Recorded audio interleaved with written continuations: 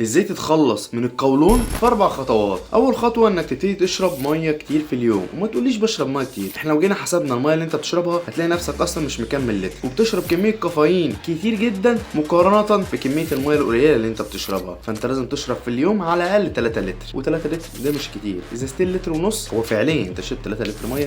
رقم 2 وهي الالياف. يا ولاد الناس الطيبين. رقم 2 وهي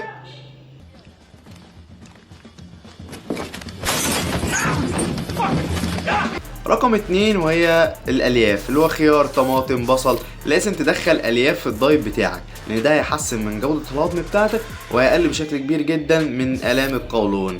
رقم 3 وهي البكتيريا النافعة، والبكتيريا النافعة لازم تدخلها في يومك، انها تقلل بشكل كبير جدا من الام القولون. واحسن وقت تاخد فيه البكتيريا النافعة اول ما تصحى من النوم، اللي هي مع وجبة الفطار. واكتر حاجة هتلاقي فيها بكتيريا نافعة وهو الزيتون الاخضر المخلل ده. ممكن تاكل 3 وحدات الصبح مع الفطار بتاعك، هتساعدك انك تدخل بكتيريا نافعة في الدايت بتاعك.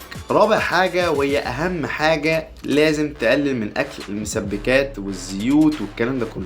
وانا مش بطلب منك انك تمشي على دايت قاسي، انا كل اللي بقوله لك انك تبتدي تعمل دايت، يعني مش دايت، ممكن تقول نظام حياة، زي انك تبتدي تاكل اكل مشوي، اكل مسلوق، تبتدي تقلل بشكل كبير جدا من اكل الشارع، ان ده اكتر مشكلة بتحصل لك من اكل الشارع، وهو ان الاكل ميبقاش نضيف. الاكل بيكون فيه زيت كتير جدا، وزيت اصلا يعني معمول بيه الاكل اكتر من مرة، يعني انت اصلا مش ضامن اصلا مصدر الزيت ده. فاحسن حاجة ان اكلك كله يكون من البيت، على الاقل انت ضامن ان الاكل هيطلع كويس. واخر حاجة، اتمنى تسأل على عرض التدريب الاونلاين. الحق نفسك، الصيف خلاص داخل، وجود لك يا تبان.